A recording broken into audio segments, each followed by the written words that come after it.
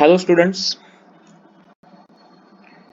So last लेक्चरला आपण section 15 subsection 3 कडे आलेलो होतो आणि सेक्शन 3 सबसेक्शन सेक्शन 15 सबसेक्शन 3 पैकी डिस्काउंटचा जो पार्ट आहे म्हणजे थोडक्यात व्हॅल्यू ऑफ सप्लाय मधून कुठच्या कुठच्या गोष्टी एक्सक्लूड करायच्या आहेत ते आपण बघत होतो. सो आपण सबसेक्शन 3 मध्ये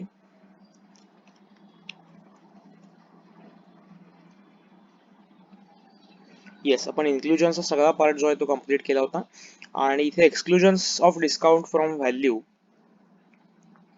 हा जो पार्ट आहे तिथपर्यंत आपण आलो होतो आणि इथे आपण हा एक फ्लोचार्ट जो आहे तो स्टडी करत होतो. ओके, सो डिस्काउंट जर आपण एकदा पुन्हा रिवाइज करूया सबसेक्शन 3 काय आहे तो, की जर डिस्काउंट तुम्ही बिफोर सप्लाय देत आहात किंवा at the time of supply देत आहात. आता बिफोर सप्लाय म्हणजे काय, तर बेसिकली तुमची एक लिस्टेड प्राइस आहे. ओके, आणि त्या लिस्टेड प्राइस च्या आधीच तुमच्याकडे कोणतरी एक रेसिपियंट आला, कस्टमर आला, and between your negotiations you decided to, okay, we can give you 2% discount. So that discount is decided before the supply was made. Okay, and secondly at the time of supply, okay, some customer is arrived at your counter, and at the time of making supply you decided, okay, we can give you 2% cash discount, or we can give you 2% discount at that time when supply was happening. So if it is such discount which is given either before the time of supply or at the time of supply, it must be shown in invoice, huh? See, if the discount is not shown in invoice and it is given at the time or before the time, it will not be deducted. Like cash discounts intention काय असतं, we have studied in accountancy that basic intention of cash discount is to recover the amount earlier. So cash डिस्काउंटच्या वेळेस आपण practically एक अकाउंटन्सीचा थोडा aspect डोळ्यासमोर घेऊन थोडा लिहून बघूया. सी, ज्या वेळेला मी सेल केला असेल त्यावेळी मी एंट्री काय पास करेन. Okay, say as account debit say ₹1000 to sales account, correct, ₹1000. So ही एंट्री मी पास केलेली आहे सपोज 1 जून 2020 ला. Now on 3rd June the customer arrived at my shop and he said, okay, I'm not going to give you the cash. I will say, okay, 10% discount we can give you. So I will debit cash account debit rupees 100, sorry, rupees 900, discount account debit rupees 100 to A's account. Actually A was my debtor 1000. Now tell me whether this discount was whether it is possible that this cash discount which I am giving to him on 3rd June is recorded on the invoice, on the face of invoice. No, it is not possible, because otherwise I would have passed the entry at the 1st June itself that A's account debit 900, discount account debit 100 to sales account rupees 1000. Or if I have given the discount before sale, so actually it should not be included in the part of value of supply. So at that time I would have been passed the entry A's account debit 900 to sales account debit 900 to CGST to SGST, whatever be the rate of GST, correct? So if that discount is shown in the invoice, then it will not be included in the value of supply. That means जर मी invoices असं तयार केलं की okay 1000 minus 100, so मग मी ते value of supply मध्ये include करायचं नाही, म्हणजे सीजीएसटी एसजीएसटी जो आहे तो या 900 रुपीज वरती चार्ज केला जाईल, त्या व्हॅल्यू मधून डिस्काउंटची अमाऊंट लेस केली जाईल. आता इथे डिस्काउंट इन्क्लूड किंवा एक्सक्लूड करायचा याचा अर्थ आपल्याला काय लक्षात घ्यायचा आहे की डिस्काउंट लेस करून आलेल्या अमाऊंटवर जीएसटी चार्ज करायचा आहे किंवा डिस्काउंट लेस न करता जी काय अमाऊंट असेल त्याच्यावरती जीएसटी चार्ज करायचा आहे. लक्षात येत आहे. So discount which is given at the time of supply, before the time of supply, त्याचं आपण बघितलं. After the time of supply, आता ह्या ठिकाणी आपण थोडं जो सबसेक्शनचं वर्डिंग आहे ते बघूया आणि मग आपण पुढे येऊया. Okay, right. Now come here. So the value of supply shall not include any discounts which is given before the time or at the time of supply if such discount has been duly recorded in the invoice issued in respect of such supply. So जर आम्ही before supply देत असू किंवा at the time of supply देत असू, the important thing is that discount should be shown in the face of that invoice after the supply has been effected. If the discount is given after the supply has been made, means मगाशी जे आपण cash डिस्काउंटचं example घेतलं तसं, किंवा आम्ही supply झाल्यानंतर आम्ही discount जो आहे तो देतो. तर ह्या ठिकाणी काही स्कीम्स असतात that we are going to study in latter part. की ह्या डिस्काउंट कशा पद्धतीने दिला जातो, किंवा तुमच्याही मनात प्रश्न असेल की सप्लाय केल्यानंतर मग डिस्काउंट कसा दिला जाईल ना. सो या ठिकाणी काही वेळेला असं काही अग्रीमेंट्स केली जातात, त्याला क्वांटिटी डिस्काउंट असं म्हणतात. म्हणजे काय, Wien if I am a wholesaler, असं अज्युम करा की मी एक होलसेलर आहे आणि मी माझ्या रिटेलरला सपोज एअर कंडिशनर्स एसीज जे आहे ते सप्लाय करतो. ओके, सो मला असं हवंय की मी त्या रिटेलरला टार्गेट देतो की okay, if you are going to sell 1000 ACs in next year, then I will give you discount of rupees 10,000 per AC. Okay, sorry, 1,000 per AC. So now this discount is dependent on the condition whether that retailer is fulfilling my target or not. So target is a one condition. There might be any other condition. Okay, you can, आता इथे मी quantity मध्ये हे घातलं, may be त्याने असं target देईल की okay, you have to make sale of rupees so and so lakhs. If you can make, if you are going to make so such amount of sale, then I will give you so and so discount. Okay, so this is post sale discount, post supply discount. Okay, so post supply discount साठी conditions काय काय आहेत की मुळात post supply discount shall not be included if, हे condition कसं आहे की पहिलं आपण बघतोय की shall not be included, discount केव्हा इन्क्लूड करायचा नाहीये, म्हणजे डिस्काउंट डिडक्ट करून केव्हा जीएसटी कॅल्क्युलेट करायचा आहे. ओके, नीट लक्ष द्या. सो त्याच्यामध्ये सांगितलंय की जर पोस्ट सप्लाय डिस्काउंट असेल, हे कुठेतरी लिहून ठेवा जर तुम्हाला पटकन क्लिअर होत नसेल तर, it is post supply discount. Okay, काय कंडिशन सांगितलेली आहेत, आधी बेसिक दोन कंडिशनच्या मध्ये कंजंक्शन अँड आहे, म्हणजे दोन्हीही कंडिशन फुलफिल व्हायला हव्यात, is a precondition. Okay, if any one of condition is not satisfied, then you are not eligible to deduct that value. That means you have to pay GST on a higher amount. Correct? Okay, first condition is such discount is established in terms of an agreement entered into at or before the time of such supply and specifically linked to relevant invoices. परत वाचूया. If such discount is established, okay, in terms of an agreement entered into at or before time of such supply and specifically linked to relevant invoices, that means हा जो discount तुम्ही देणार आहात, post supply discount, it must be in, what we can say, it must be a result of an agreement which is entered into before the supplier at the time of supply. म्हणजे थोडक्यात ज्यावेळी तुम्ही हा supply enter करणार आहात त्यावेळी किंवा त्यापूर्वीच हा डिस्काउंटच्या टर्म्स ज्या आहेत त्या फायनल झालेल्या असल्या पाहिजे. थोडक्यात आत्ताचं एक्झाम्पल घेतलं की मी एक होलसेलर आहे and I have given target to my retailer. Okay, if you sell rupees if you sell 1000 air conditioners, then I will give you discount of rupees 1000 per unit. Okay, so this agreement should be done, or this agreement should be established before the supply was made or at the time of supply was made. म्हणजे ह्याचा अर्थ काय, थोडक्यात त्यांना असं सांगायचंय की तुमचा सप्लाय झाल्यानंतर तुम्ही भविष्यात नाही ठरवायचं. म्हणजे मी त्याला एसीज एअर कंडिशनर सप्लाय केले, त्याने 1000 एसी सप्लाय केले आणि मग मी त्याला म्हटलं की आता तू वा, तू 1000 एअर कंडिशनर सप्लाय केले, नाव I will give you discount of rupees 1000 पर एसी. नो, हे आधी ठरलेलं असलं पाहिजे, तरच आणि तरच आम्ही तुम्हाला डिस्काउंट डिडक्ट करायला देऊ. हे का होतं तुम्हाला मी सांगतो, फक्त आपण एकदा सेकंड कंडिशन रीड आउट करूया. आणि दुसरी, त्या फर्स्ट कंडिशन मध्ये आणखी एक सब कंडिशन काय घातली, and specifically linked to relevant invoices. Specifically link to relevant invoices म्हणजे काय, तर मी जेव्हा डिस्काउंट अलाउ करणार आहे तो मी आता सपोज आपण हे कोणाच्या पॉइंट ऑफ व्ह्यूने बघतोय, सप्लायरच्या, नेहमीप्रमाणे आपली डायग्राम सप्लायरच्या पॉइंट ऑफ व्ह्यूने बघतोय. सो सप्लायर, आता हा पोस्ट सप्लाय आहे, म्हणजे सप्लायर सुरुवातीला गुड्स जे आहे ते ट्रान्सफर करणार आहे, त्यासाठी तो टॅक्स इनव्हॉइस प्रिपेअर करून देणार आहे, बरोबर. ते मे बी 3, आता मी काय सांगितलं की रिटेलरला टार्गेट दिलं होतं की okay, you have to sell 1000 air conditioners. Now these air conditioner may be मी पहिल्या इनव्हॉइस मध्ये 300 एअर कंडिशनर सेल केले, नंतर 50 एअर कंडिशनर सेल केले, त्याच्यानंतर परत एकदा 50 एअर कंडिशनर सेल केले. ओके, त्याच्यानंतर पुन्हा एकदा मी काहीतरी 600 एअर कंडिशनर सेल केले, त्याच्यानंतर आणखी मी इन्व्हॉइसेस इश्यू करत गेलो, जशी जशी माझ्या रिटेलरने रिक्वायरमेंट केली तशी तशी. करेक्ट. नाउ व्हॉट हॅपन, अजून की समजा मी इथे 150 इन्व्हॉइसेस सेल केले, 150 एअर कंडिशनर सेल केले. सो टोटल किती मी सेल केलेत बघा, 300 plus 50 plus 50, 400 plus 600, so 1150 ACs मी त्याला सेल केलेले आहेत विथ 5 इनव्हॉइसेस.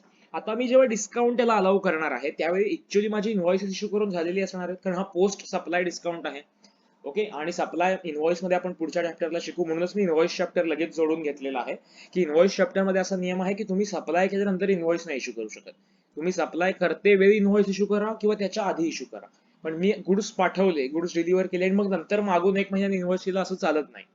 ठीक आहे.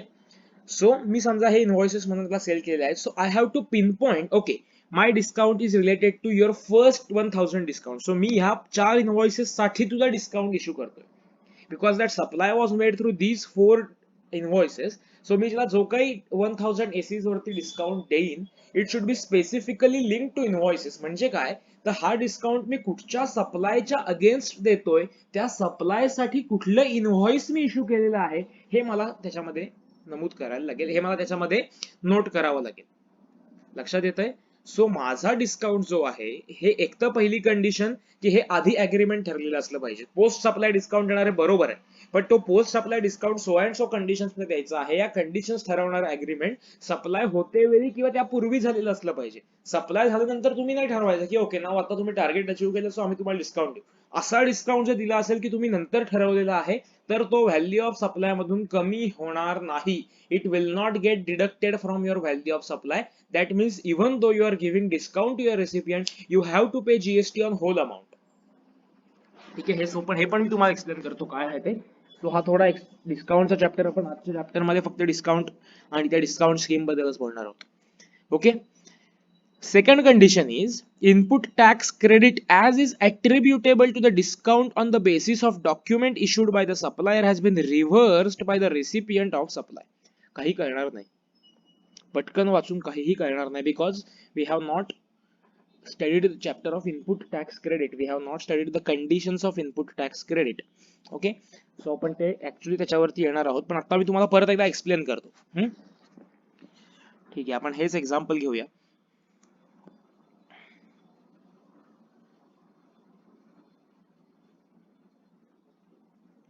Yes, come here.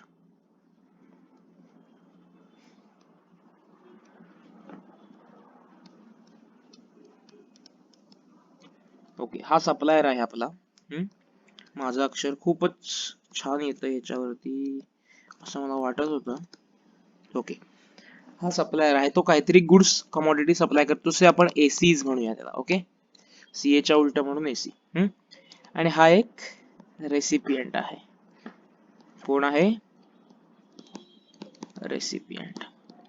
Okay, so आता ही अशीच केस घेऊया की supplier has given condition to the recipient that if recipient you are able to sell 100 ACs, थोडा आपण कमी करू, 100 ACs during one financial year, then I will give you discount of rupees 1000 per AC, per unit, that is per AC. Okay, so this is agreement, this is agreed before. आता काय झालं की सप्लायरने पहिली consignment send केली, invoice send केलं, से rupees 50 ACs, correct. त्याची काहीतरी value आली, से रुपीज 50,000 नको 5 lakhs. त्याच्यावर सीजीएसटी एसजीएसटी चार्ज केला गेला आणि ते इनव्हॉइस सेंड केलं गेलं. आता ह्याच्यावरती सीजीएसटी एसजीएसटी किती येईल? सपोज आपण ठरवूया की ह्याच्यावर सीजीएसटी आहे 5%. ओके, आता ऍक्च्युली हे रेट्स बरोबर नाही आहेत, म्हणजे ऍक्च्युअल प्रॅक्टिकली हे रेट्स प्रिव्हेल करत नाही. आता आपण सेक ऑफ सिम्प्लिसिटी हे रेट्स जे आहेत ते कन्सिडर करतोय. ओके, सो पहिली कन्साइनमेंट गेली 50 एसीची, ह्याची व्हॅल्यू आली 5 लाख रुपये. ओके, या 5 लाखावरती सीजीएसटी एसजीएसटी जो आहे तो पे करावा लागला. सो 5 lakhs इंटू 2.5% सीजीएसटी आणि 2.5% SGST, correct. How much it will be the amount? Me total amount सांगितली, इंटू नाही देत मी, ते पण प्लस लिहूया.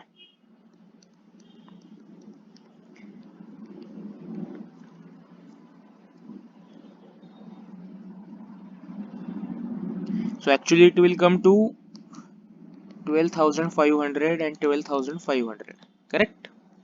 2.5% ना रे. सो 5,25,000 त्याची टोटल इनव्हॉइस अमाउंट होईल, बरोबर. आता हा जो 100 एसी सेल करण्याचा विषय आहे, हा रेसिपियंटला पण माहिती नसणार आहे आणि सप्लायरला पण माहिती नसणार आहे. So recipient is not known whether he is going to get that discount or not, and supplier is also not known whether he has to give that discount or not. So it is in the future. So what will happen in this month? Supplier will collect 12,500 from recipient and he will pay to government this amount. Okay, he has to pay this amount because his liability and the recovers केलेले आहेत. Similarly, when recipient is going to sell this amount further, recipient will avail input tax credit of CGST 12,500 and SGST 12,500. Okay, so recipient has to माहिती indirect tax system आहे ना, so recipient त्याचं input tax credit claim करेल. रेसिपियंटला जो काही output tax येईल त्याच्यासाठी तो इनपुट टॅक्स क्रेडिट जे आहे ते क्लेम करणार आहे. करेक्ट, ही झाली 50 एसीज ची consignment. Next consignment was about 60 ACs.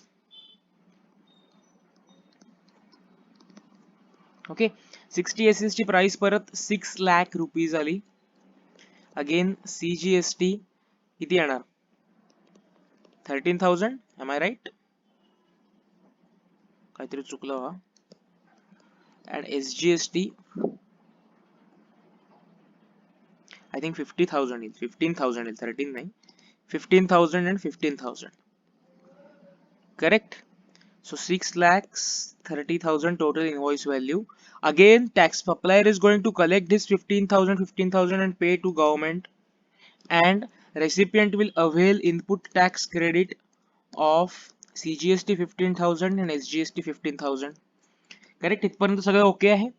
Now in this month, आता हे परचेस केलेले आहेत रेसिपियंटने. आपली कंडिशन काय होती? जर रेसिपियंटने 100 एसी सेल केले पुढे तर आम्ही त्याला डिस्काउंट देणार होतो. So in next month actually recipient कडून काहीच त्याच्यावरती परचेस नेक्स्ट कन्साइनमेंट त्यांनी केली नाही, पण next month recipient has completed sale of 100 ACs. Correct, रेसिपियंटने 100 एसीज सेल आउट केलेले आहे. नाउ रेसिपियंट आला परत सप्लायरकडे की आता तुम्हाला 1,000 rupees per AC supply discount देणार होता, so I now want 1 lakh rupees as a discount. Okay, but recipient will say, I have actually paid you that 11 lakh rupees, 11 lakh plus applicable GST. So मी तुला actually payment केलं. मग आता काय होणार? मग सप्लायर काय म्हणला की ओके, जर तुझं पेमेंट राहिलं असेल तर आय विल काय आपण म्हणू, तुझं अमाऊंट जे अकाउंट जे आहे ते आम्ही क्रेडिट करून घेऊ. सो बुक्स ऑफ अकाउंट पण तुझ्याकडून तेवढे अमाऊंट कमी रिसिवेबल आहे असं येईल. Otherwise I will give you credit in my books. I will, you don't have to pay that rupees 1 lakh from your next purchase, or I will just give you back rupees 1 lakh. Correct, आता डिस्काउंटला मिळायला पाहिजे, so discount कसा मिळणार आहे? जर recipient पुन्हा purchase करणार असेल तर supplier will say okay, don't give me rupees 1 lakh in my next consignment. So I will book, माझ्या बुक्स ऑफ अकाउंट मी तुझं अकाउंट जे आहे ते तेवढ्या अमाऊंटने क्रेडिट करून घेतो. करेक्ट का? डिस्काउंटची एंट्री आपण काय पास करणार? Discount account debit to recipient's account. So मी तेवढी 1 लाखाच्या अमाऊंटला एकतर डेबिट क्रेडिट करून ठेवतो, तुला नेक्स्ट कन्साइनमेंट ऑटोमॅटिकली तेवढी अमाऊंट द्यावी लागणार नाही. जर तुला हे नको असेल तर then I will give you straight away cash. तुला मी तेवढी कॅश अकाउंट, कॅश जी अमाऊंट आहे तेवढी, हे कुणाच्या बुक्स मध्ये आहे? Entry in the books of supplier. Books of supplier. मी मुद्दाम अकाउंट्स का घेऊन मांडतोय तर ते तुम्हाला जास्त क्लिअर होईल. ओके, सो मी आयदर त्याला कॅश देईन किंवा मी त्याचं अकाउंट क्रेडिट करेन, व्हॉट एव्हर. जर मला सगळं पेमेंट आलं असेल तर, किंवा जर त्याने पार्ट पेमेंट केलं असेल तर मी त्याचं अकाउंट क्रेडिट करेन. ठीक आहे, that's not the issue. Now issue is how to deal with the GST portion on such discount. Okay, now tell me की आमचा total value of supply, we are talking only about 100 ACs. We are talking only about 100 ACs. So actually आमचा 100 ACs ची total value किती झाली होती? Taxable value किती झाली होती?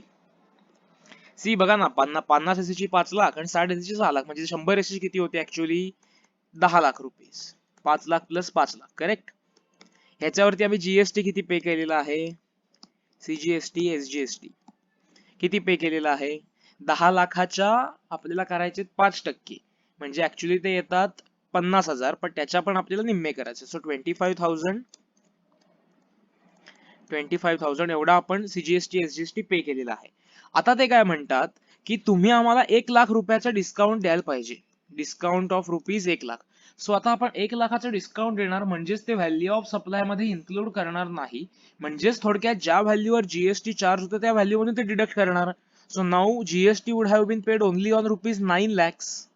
ओके, 9 lakhs वरती आम्हाला जीएसटी पे करावा लागेल आणि 9 lakhs वरती आम्हाला आय थिंक 22,500, येस 22,500, 22,500 एवढंच त्याच्यावरती आम्हाला क्रेडिट येईल, टॅक्स पेएबल येईल. नाऊ माय फ्रेंड्स, मला सांगा की ह्या समजतंय का, बघा मी नक्की काय सांगतोय ते. आता मला सांगा की ह्या केसमध्ये ऍक्च्युअली आम्ही 25,000 टॅक्स जो आहे तो पे केलेला आहे गव्हर्नमेंटला. कोणी पे केलेला आहे? तो सप्लायरनी पे केलेला आहे. ओके, आता सप्लायरला तो परत हवाय. So what supplier will do? Supplier will issue a credit note. What supplier will issue? Supplier will issue a credit note. Credit note is like sales return invoice. म्हणजे मला सेल झाला होता, लाईक हे असंच आहे ना की मी 10 लाखाचा सेल केला, बट नाऊ माझी ऍक्च्युअल प्राइस जी ती 9 लाखाच फायनल झाली. सो मग सेल इनव्हॉइस मी 10 लाखाचं इश्यू केलेलं होतं, त्याला काउंटर करण्यासाठी किंवा ते व्हॅल्यू रिडक्शन करण्यासाठी मी 1 लाखाची क्रेडिट नोट इश्यू करेन आणि त्या क्रेडिट नोट वरती मी टॅक्स पण डिनोट करेन. Correct. And that will I reduce from my output tax payable from that month. नीट लक्षात घ्या आता काय होणार आहे. ठीक आहे, आता गवत सप्लायर काय म्हणणार की ओके, मी 1 लाख रुपयाचा डिस्काउंटला दिला, सो मला त्यातला 1 लाख रुपये सपोज कॅश मध्ये पे करायचं. सो मी 1 लाख प्लस त्याच्यावरती जो काय जीएसटी ऍप्लिकेबल होता 2,500 प्लस 2,500 एवढी अमाऊंटला मी परत देतो, 1,05,000 विथ जीएसटी. करेक्ट. आता हे 5,000 मी ऍक्च्युअली गव्हर्नमेंटला पे केलेत, हे मला परत मिळाले पाहिजेत. So supplier will issue a credit note. Supplier काय इश्यू करेल? एक क्रेडिट नोट इश्यू करेल. ज्या क्रेडिट नोटचा अर्थ काय होतो? जर सप्लायर इनव्हॉइसच्या टोटली अपोजिट क्रेडिट नोट असते. सो इनव्हॉइस मी रेज केल्याचा अर्थ काय? तुमची लायबिलिटी जनरेट झाली, तुम्हाला आता कस्टमर कडून तुम्ही जी अमाऊंट इनव्हॉइस मध्ये शो केलेली आहे ती तुम्हाला गव्हर्नमेंटला पे करायला हवी. सिमिलरली जर मी क्रेडिट नोट इश्यू केली ह्या अमाऊंटची, तर क्रेडिट नोट मध्ये जेवढा जीएसटी पोर्शन आहे तेवढी माझी आउटपुट लायबिलिटी कमी झाली. म्हणजेच या महिन्यामध्ये ज्या वेळेला मी क्रेडिट नोट इश्यू करेन त्या महिन्यामध्ये मला जो काही जीएसटी पेएबल असेल त्यातनं मला 2,500 कमी करायचे, because now that is not my supply ना. माझा सप्लाय ऍक्च्युअली 1 लाख रुपयांनी कमी झाला, पण तरी पण मी त्याच्यावरचा टॅक्स ऑलरेडी पे केलेला होता. ओके, सो हे मी क्रेडिट नोट इश्यू करून घेईनच. आता मला एक साधी गोष्ट सांगा की जर सप्लायरची आउटपुट टॅक्स लायबिलिटी कमी होते, तर कॉन्सिक्वेंटली रेसिपियंटचं इनपुट टॅक्स क्रेडिट पण कमी होणार आहे. कारण बघा ना, त्याने जे काही अमाऊंट जीएसटी म्हणून सप्लायरला दिली होती ती त्याला आता परत पण मिळते ना 1 लाखाबरोबर. एवढी अमाऊंट जेव्हा सप्लायर रेसिपियंटला क्रेडिट करणार आहे किंवा परत देणार आहे, याचा अर्थ रेसिपियंटला त्याने दिलेला जीएसटी जो आहे तो परत मिळतोय. सो मग रेसिपियंटला त्याचं इनपुट टॅक्स क्रेडिट पण कमी करून घ्यायला हवं. आता ते असं सांगतायत की हा डिस्काउंट तुम्हाला केव्हा डिडक्ट करता येईल? ज्या वेळेला तुम्ही तो डिस्काउंट आधी ठरवलेला असेल आणि सेकंडली तुम्ही जे डॉक्युमेंट त्याला इश्यू कराल, input tax credit as is attributable to the discount on the basis of document issued by the supplier has been reversed by the recipient of supply. So रेसिपियंटने त्याच्या बुक्स मध्ये त्याचं जे input tax credit आहे ते 2,500 रुपीजने कमी करून घ्यायचंय. कारण सिंपल आहे ना की आता त्याने सप्लाय परचेस कितीचा केला असं झालं, फायनली 9 lakhचा केला, मग तिला आयटीसी किती रुपयावरचं मिळायला पाहिजे? 9 lakhs वरचं. आता इथे काय होतंय की तो 9 lakhचाच supply purchase inward supply actually करतोय, कारण 1 लाखला डिस्काउंट मिळालाय, पण इनपुट टॅक्स क्रेडिट मात्र तो 10 लाखावरचं घेतोय. हे चालणार नाही. त्यामुळे जर तुम्हाला डिस्काउंट पोस्ट सप्लाय द्यायचा असेल तर मुळात तुम्हाला क्रेडिट नोट इश्यू करावी लागेल. मुळात ते आधी ठरलेलं असलं पाहिजे. तुम्हाला क्रेडिट नोट इश्यू करून त्याचा इनपुट तुमची लायबिलिटी कमी केली गेली पाहिजे आणि ही इनडायरेक्ट टॅक्स रेजिम आहे. सो तुम्ही जेव्हा तुमची आउटपुट टॅक्स लायबिलिटी कमी कराल तेव्हा एवढी अमाऊंट त्या जीएसटी वरची तुमच्या रेसिपियंटने त्याच्या इनपुट टॅक्स क्रेडिट मधून कमी करून घेतली पाहिजे त्या महिन्याच्या. आता तुम्ही म्हणाल की परत हे रिवाइज करायला मागच्या महिन्यात जायला पाहिजे का? नाही. ज्या महिन्यात तो ही क्रेडिट नोट इश्यू होईल त्या महिन्यातलं त्याचं जे काही इनपुट टॅक्स क्रेडिट असेल ते त्याला तेवढ्या अमाऊंटने डिडक्ट करून घ्यायचंय, कमी करून घ्यायचंय. असं जर झालं तरच तुम्हाला डिस्काउंट देणं अलाउड आहे. लक्षात येतंय? थोडं कॉम्प्लिकेटेड आहे, पण आता नीट लक्ष देऊन ऐका. म्हणूनच मुद्दाम मी पुढचा टॉपिक टॅक्स इनव्हॉइस घेतलाय की तुम्हाला टॅक्स इनव्हॉइस आणि क्रेडिट नोट हे पुढच्या टॉपिक मध्ये शिकायचं मिळेल. आणि जेव्हा तुम्ही ते शिकाल तेव्हा तुम्ही क्रेडिट नोट डेबिट नोट शिकाल. आणि जेव्हा तुम्हाला लक्षात येईल की क्रेडिट नोट डेबिट नोट मध्ये इसेन्शियल कंडिशन काय आहे की त्याच्यावरती कुठचीही क्रेडिट नोट इश्यू करताना त्या क्रेडिट नोट वरती ओरिजिनल इनव्हॉइस नंबर घालावा लागतो. ओरिजिनल इनव्हॉइस नंबर मेन्शन करावा लागतो अशी कंडिशन आहे. आणि म्हणूनच हे लिंक करण्यासाठी त्यांनी इथे सांगितलं बघा, specifically link to relevant invoices. म्हणजे काय, तर ह्या पोस्ट सप्लाय डिस्काउंटसाठी मी जी क्रेडिट नोट इश्यू करेन त्यावर मला ही क्रेडिट नोट कुठच्या सप्लायसाठी मी डिस्काउंट देतो आहे, कुठच्या इनव्हॉइस साठी डिस्काउंट देतो आहे हे क्लिअरली मेन्शन करायचं आहे. ठीक आहे. So this was whole discussion regarding post supply discount. आपण सबसेक्शन 4 सबसेक्शन 5 पटकन वाचून घेऊया because they are too much simple. आणि मग आपण आपल्या डिस्काउंटचे स्कीम्स आणि तो जो चार्ट फ्लो चार्ट घेता त्याच्याकडे येऊया. So first subsection 4 where the value of supply of goods or services or both cannot be determined under subsection 1 the same shall be determined in such manner as may be prescribed. As may be prescribed म्हणजे काय तुम्हाला माहिती आहे, as may be prescribed म्हणजे rules of valuation किंवा valuation rules in CGST rules. Okay. So supply subsection 1 प्रमाणे value determine करता येत नाही म्हणजे काय, सबसेक्शन 1 मध्ये दोन कंडिशन सांगितलेल्या आहेत. कुठच्या की एकतर supplier and recipient are not related and price is sole consideration. म्हणजे सप्लायर अँड रेसिपियंट रिलेटेड असतील तर सबसेक्शन 1 फॉलो होत नाही. प्राइस ही सोल कन्सिडरेशन नसेल तर सबसेक्शन फॉलो होत नाही. सबसेक्शन 1 फॉलो होत नाही. सो थोडक्यात जर का सप्लायर रेसिपियंट रिलेटेड पर्सन्स असतील तर व्हॅल्युएशन रूल्स कडे जा. जर प्राइस हे सोल कन्सिडरेशन नसेल तर व्हॅल्युएशन रूल्स कडे जा. हे ते थोडक्यात आपल्याला सबसेक्शन 4 जो आहे ते सांगतोय. आणि subsection 5 notwithstanding anything content in subsection 1 और subsection 4. Okay. The value of supplies as may be notified by the government on the recommendations of the council shall be determined in such manner as may be prescribed. म्हणजे काय की subsection 1 काय सांगतो की okay, जर buyer supplier recipient related नाहीये आणि price हे सोल कन्सिडरेशन आहे तर transaction value he value of supply. Subsection 4 काय सांगतो, okay supplier and recipient related आहेत, ओके ठीक आहे, किंवा प्राइस हे सोल कन्सिडरेशन नाहीये, बार्टर किंवा एक्सचेंज ट्रान्झॅक्शन इन्व्हॉल्व होते, व्हॅल्युएशन रूल्स प्रमाणे व्हॅल्यू डिटरमाइन करा. सबसेक्शन 5 असं सांगतो की जरी सबसेक्शन 1 प्रमाणे आम्ही ज्या ट्रान्झॅक्शन नोटिफाय करू, इन शॉर्ट सबसेक्शन 5 हे सांगतोय की आम्ही ज्या ट्रान्झॅक्शन नोटिफाय करू ह्या ट्रान्झॅक्शनचं व्हॅल्युएशन आम्ही सांगू त्या नोटिफिकेशन मध्ये त्याच पद्धतीने केलं जाईल. मग त्यामध्ये बायर आणि सप्लायर रिलेटेड नाहीये, प्राइस सोल कन्सिडरेशन आहे म्हणून ट्रान्झॅक्शन व्हॅल्यू तुम्हाला घेता येणार नाही, किंवा व्हॅल्युएशन रूल्स मध्ये एखादा रूल सांगितलेला आहे त्याप्रमाणे घेता येणार नाही. थोडक्यात आम्ही जे सप्लाय सांगू, ज्यांचं मेकॅनिझम आम्ही सांगू त्या ठिकाणी त्या प्रकारे व्हॅल्युएशन तुम्हाला करायचं आहे. ठीक आहे. गव्हर्नमेंटने आपल्याकडे एक हुकमाचा एक्का ठेवलेला आहे. So notwithstanding anything contained in subsection 1 and subsection 4, the value of such supplies as may be notified by the government on the recommendation of the council shall be determined in such manner as may be prescribed. So ते supply सांगते की okay so and so supply, for example lottery supply आहे, तर lottery सप्लायचं calculation कसं करायचं ते त्याला एक रूल सांगतील की ओके ह्या पद्धतीने लॉटरीचं व्हॅल्युएशन तुम्ही करायचं, ते त्याच पद्धतीने करायचं. त्यासाठी तुम्ही रूल सबसेक्शन 1 सबसेक्शन 4 किंवा बाकीचे व्हॅल्युएशन रूल्स वगैरे लावायच्या भानगडीत पडायचं नाही. इतका सिंपल सबसेक्शन हे दोन्ही आहेत. ठीक आहे. सो आपण सेक्शन 15 चं बेअर टेक्स्ट जे आहे त्या ठिकाणी कंप्लीट केलेलं आहे. आपण तो चार्ट जो आहे तो एकदा बघूया आणि मग त्याच्यानंतर आपण ज्या काही डिस्काउंट स्कीम त्यांनी सांगितलेल्या आहेत त्या स्कीम्स कडे येऊया. आणि in next lecture we will discuss these examples and these illustrations. I think they have given us 2 to 3 illustrations. तेवढी बघू and then this chapter will be over. Correct? Yes, now come to this chart. What they have said after the supply. So post supply discount असेल तर दोन condition, एक तर in terms of an agreement that exists at the time of supply. So सप्लायच्या वेळी मुळात agreement झालेलं असलं पाहिजे. It can be link to specific invoice. आम्ही ते स्पेसिफिक इनव्हॉइसशी तो डिस्काउंट लिंक केला पाहिजे की हा डिस्काउंट आम्ही देतो या कशासाठी आहे, तर ओके सो अँड सो डेटला सो अँड सो इनव्हॉइस मधून आम्ही जो सप्लाय केलेला होता किंवा ह्या सप्लायसाठी जे इनव्हॉइस इश्यू केलेलं होतं त्या इनव्हॉइस मध्ये म्हणजे त्या इनव्हॉइस मध्ये डिस्प्ले केलेल्या सप्लाय साठी हा डिस्काउंट देतो असं आम्हाला त्याच्यामध्ये स्पेसिफिक तुम्हाला सांगता आलं पाहिजे, तरच तो एक्सक्लूड करता येईल. Proportionate ITC रिव्हर्स्ड by the recipient, he condition आपण बघितली. ह्या सगळ्या कंडिशन जर सॅटिस्फाय झाल्या तर discount will not be included in the value of supply. पण जर ह्या कंडिशन सॅटिस्फाय होत नसतील तर discount included in the value of supply. आता म्हणजे काय ते तुम्हाला मी थोडक्यात सांगतो. ओके. से ₹1,00,000चा सप्लाय किंवा ₹10,00,000चा सप्लाय आपण केलेला आहे, किंवा असं धरूया की 10,00,000चा सप्लाय आपण केलेला आहे.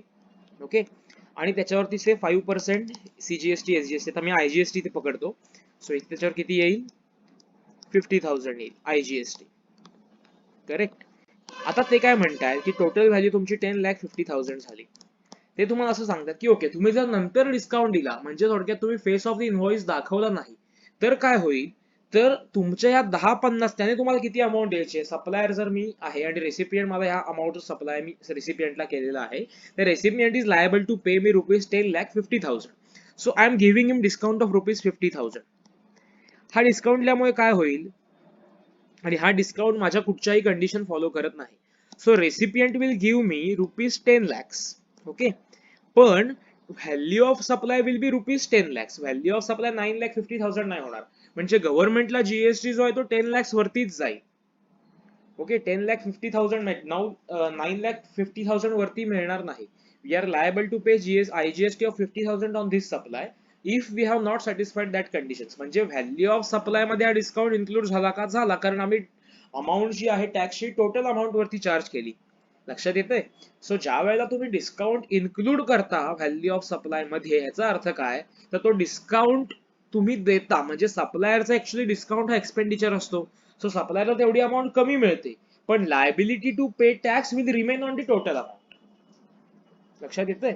आता ह्या केसमध्ये सप्लायरला फक्त 10,00,000 रुपीजच मिळत आहेत, पण तो टॅक्स किती रुपयावर पे करतो आहे? तो टॅक्स मात्र टोटल 10,00,000 रुपीज वरती पे करतो आहे. ऍक्च्युअली विथ टॅक्स, म्हणजे आता ह्या ठिकाणी 10,00,000 तुम्ही बायफर्केशन बघितलं तर सप्लायरला फक्त 9,50,000 रुपीजच मिळालेत, आणि 50,000 as indirect tax, that means GST म्हणून त्याने रिकव्हर केलेला आहे. सो हा 50,000 हा 5% आहे का 9,50,000च्या? नाहीये. लक्षात येतंय? तो हायर अमाऊंट जाणार आहे. सो जर तुम्ही डिस्काउंट तुम्ही इन्क्लूड केला व्हॅल्यू ऑफ सप्लाय मध्ये, तर जरी सप्लायरला कमी अमाऊंट रिसीव्ह झाली तरी सुद्धा त्याला टॅक्स जास्त अमाऊंट वरती गव्हर्नमेंटला पे करावा लागेल, because he is not satisfying the conditions given in section 15 subsection 3. पण जर इथे त्यांनी ह्या कंडिशन्स फॉलो केल्या असत्या, म्हणजे जर फेस ऑफ द इनव्हॉइस हे डिस्काउंट दाखवला असता, तर काय झालं असतं? ₹10,00,000 less discount of ₹50,000. So taxable amount will be 9,50,000, and GST IGST of 5% will be charged on this 9,50,000. So it will come to 95 divided by 2 na.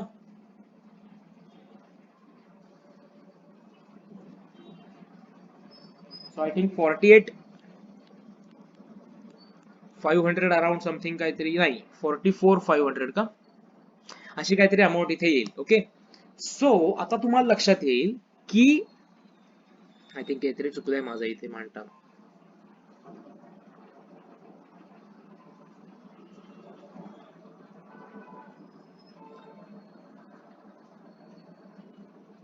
$42,500 येईल, I think so.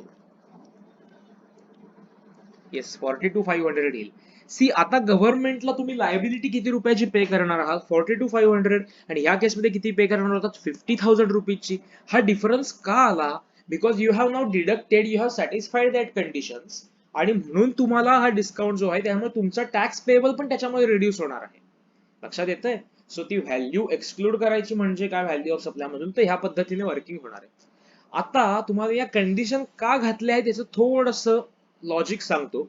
It is not given anywhere, आहे कुठेही दिलेलं नाही, पण थोडंसं logic आपल्या डोक्यात येतं की ह्या कंडिशन काय आहेत, बिफोर और at the time of supply काय आहे, किंवा आधीच अग्रीमेंट मध्ये ठरवायचं आणि इनव्हॉइसशी लिंक करायचा, हा काय प्रकार आहे? सी, मला सांगा की तुम्ही डिस्काउंट कसा व्हेरीफाय करता? The amount received by the supplier actually किती असेल ती, आणि अमाऊंट ड्यू किती होती डेटर कडून. So there might be possibility that some suppliers may manipulate their books of account by showing higher amount of discount. Okay, so ते काय करतील? ओके, त्यांनी सगळं सगळं मांडलं. Okay, now their sale is going up to ₹1 crore. Now they want to evade the tax, income tax as well as GST. So what will they do? They will straight away pass a entry discount account debit to sales account, and they will reduce their sale by 30 lakh rupees. Correct? So by नाव असं जर त्याच्यामध्ये झालं तर in that case GST evasion होऊ नये. आता हे नंतर त्याला कुठेतरी कळलेलं आहे, त्यामुळे नंतर त्याने एंट्री ऍडजस्टमेंटची पास केलेली आहे. सो जरी त्याने सेल रिड्यूस केला 30 लॅक्सने, तर ह्या कंडिशन फॉलो होत नाहीत. त्यामुळे सप्लायरची लायबिलिटी ही 1 crore वरती जीएसटी पे करण्याची राहील, even though the revenue in the financial statements will ultimately be 70 lakh rupees. लक्षात येते, कारण तो जेन्युइन डिस्काउंट दिसत नाहीये. It is not genuine discount. तुम्ही हे कुठेतरी विंडो ड्रेसिंग करण्यासाठी किंवा टॅक्स इव्हेजन साठी तुम्ही हे अप्लाय केलंय, म्हणून या कंडिशन घातलेल्या आहेत की ओके, तुम्ही आता ह्या ज्या बुक एंट्रीज आहेत ना, ह्या सप्लायर्स करू शकतात, they can make the jugglery. पण हे करू नये म्हणून त्यांनी काय सांगितलंय, ओके तुम्हाला सप्लाय केला त्यावेळी इनव्हॉइस वरच आम्हाला डिस्काउंट दाखवा. त्यावेळी आम्हाला त्या इनव्हॉइस वर आता हे करणं किंवा ह्या डिस्काउंट पद्धतीने ऍडजस्ट करणं अवघड का होतं, की when you issue discount it gets reflected in your GST return त्याच महिन्यामध्ये, because GST returns are monthly basis. Okay, your recipient is going to avail input tax return that amount. तर त्याला माहिती नाही की तुम्ही पुढे जाऊन अशी काहीतरी ऍडजस्टमेंट एंट्री पास करणार आहात. सो मग ते अवघड होऊन बसतं. म्हणून तुम्ही सांगितलं की before or at the time of supply, म्हणजे ज्यावेळी ट्रान्झॅक्शन अकर होईल, ज्यावेळी transaction will take place at that time only, if you are going to giving the discount, then only it is genuine. And if you have to give post sale discount, post supply discount, then you have to agree it at the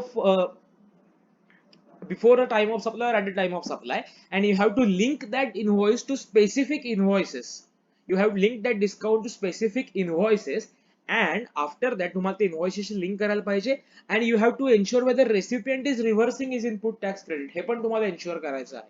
so that in that केस मग अशी jugglery करणं किंवा असं काही tax evasion करणं हे थोडं difficult होतं. That's why they have kept such conditions. ठीक आहे, तुम्हाला हे जर लक्षात असेल तर लक्षात ठेवा, अदरवाईज हे परीक्षेमध्ये कोणी विचारणार नाहीये की या प्रोव्हिजन्स मागचं लॉजिक काय आहे. पण I have just told you what is the logic behind the framing such provisions. So we have completed that chart in our ICI module, and now we are going to discuss the three schemes I think they have given us, with examples given in ICS study material, and after that we are going to see the computational problems or illustrations given in the ICS study mat. Before it, you have to go through this para which we have actually discussed. Okay, आपण जे actually discuss केलेलं आहे, ही जी 2 pages आहेत, 1.5 page आहे, हे तुम्हाला read out करायचं आहे as your homework. I am not going to read it again because we have actually discussed what is there with various examples and even book entries. Okay, so let stop here. मी इथे थांबवतो हे lecture because time अपलोडिंगचा वाढू नये म्हणून.